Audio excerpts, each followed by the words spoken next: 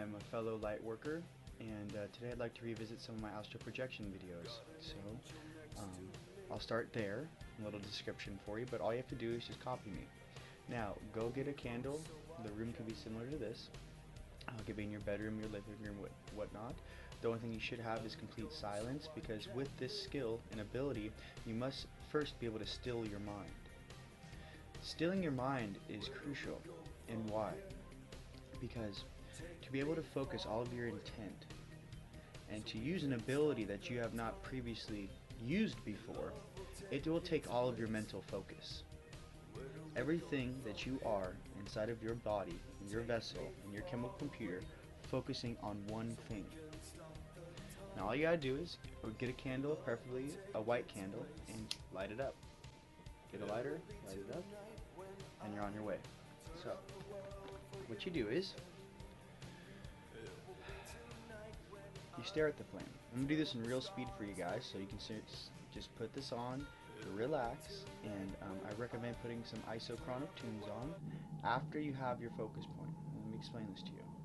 Now when you're staring at the candle, your eyes lock onto it. Now as you're staring at your own candle, you'll see that there's a flame inside, the normal flame, and then there is a border of this flame that dances around the outside of the flame.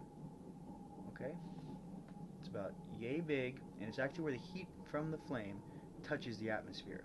Okay? So what you do is you lock onto it with your eyes. Preferably towards the top of the flame, just because that's where the heat is the greatest.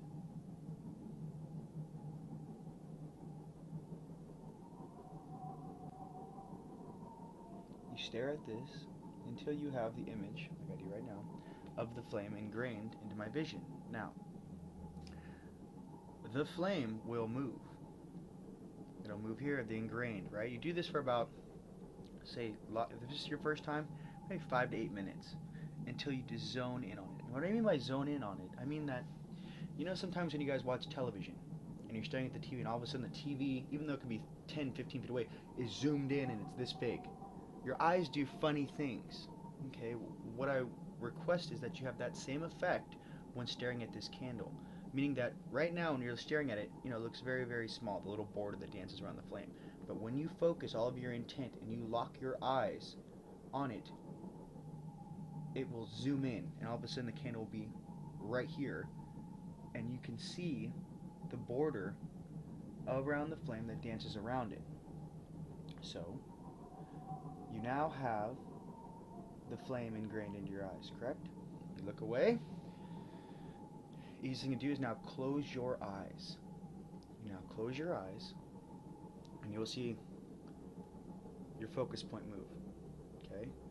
It'll move wherever you want, you know, it'll go up, it'll go left, it'll go right. But where it settles, which will usually be dead center, right here. At the tip of my finger is where my focus point is. The very tip of my finger.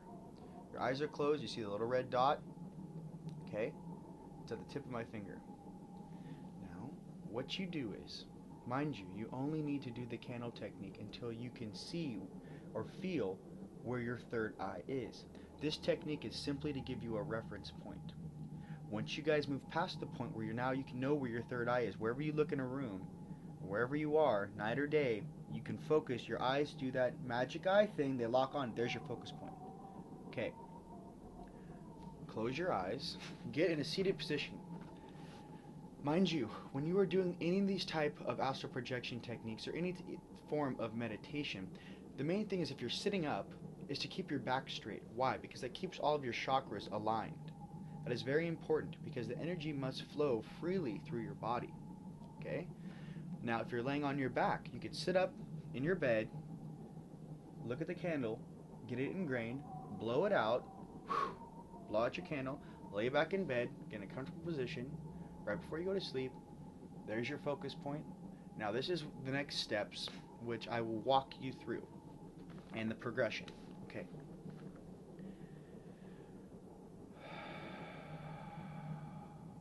So you have your breath. Your breath is your intent.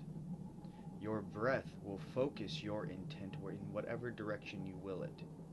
What do I mean by that? I mean, when you exhale your breath and you put your energy and intent into that breath, you can use it just like a bullseye. You know, it'll lock on to whatever you wish to lock on to. In this case, your third eye.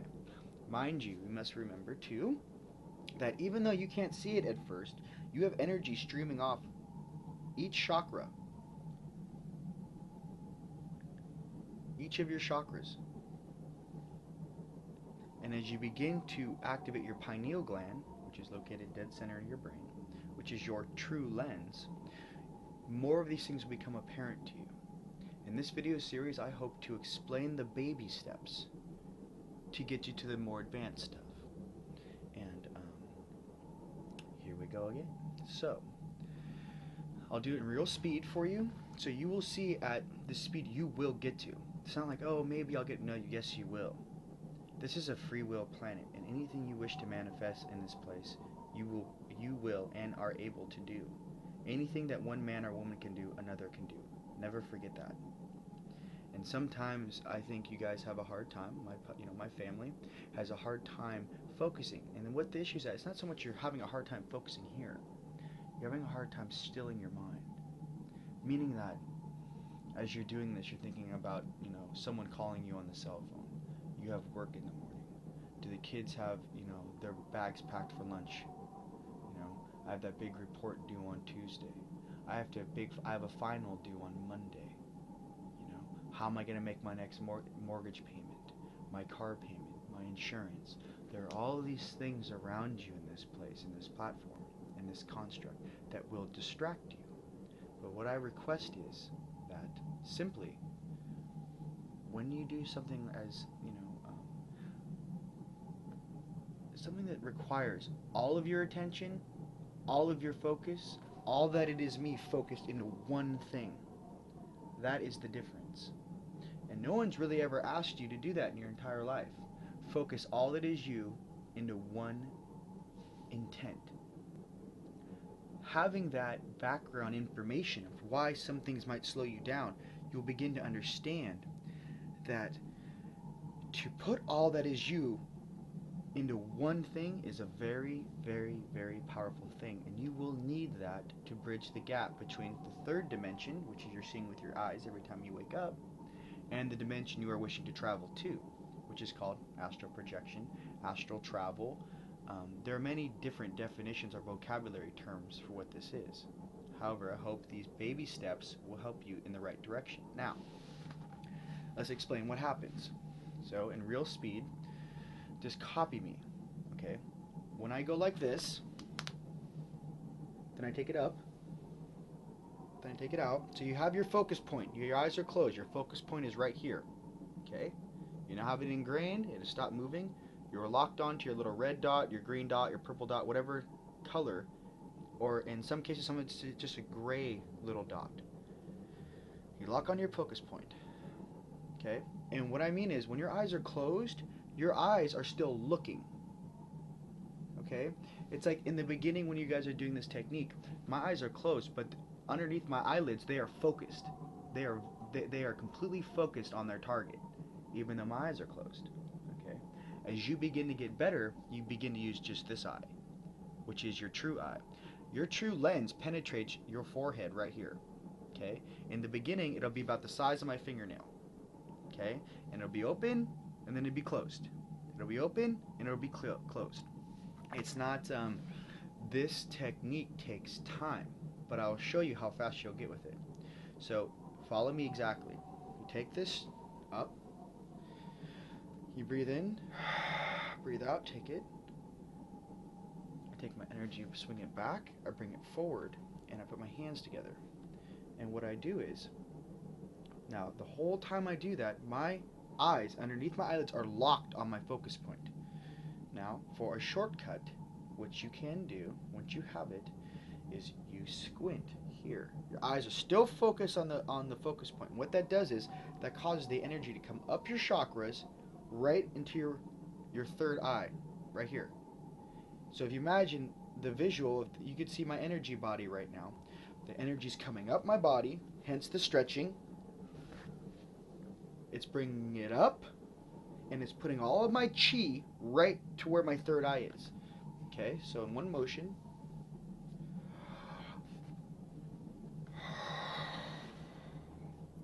you squint your eyes are looking dead ahead.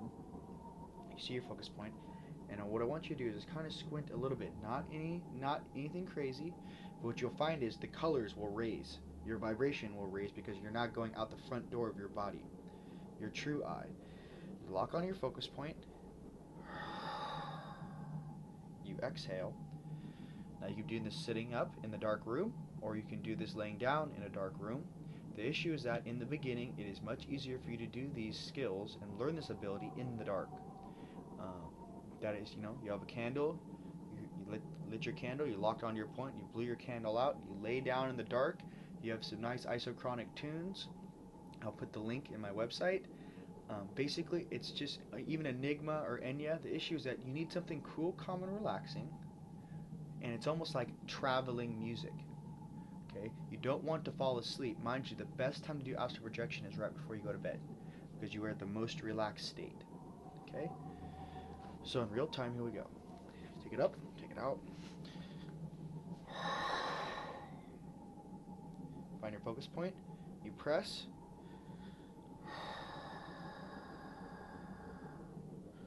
And what you guys can do is when I breathe out, you can actually see it hit my focus point and push. Your breath can push that door open for you, meaning that if there's a door that many of you are hitting and you're bouncing off, you can't go through the little wormhole. What does he mean? Try locking your breath and blow the door open, okay, which is your focus point. You go right through it, okay? So now you're in. Okay?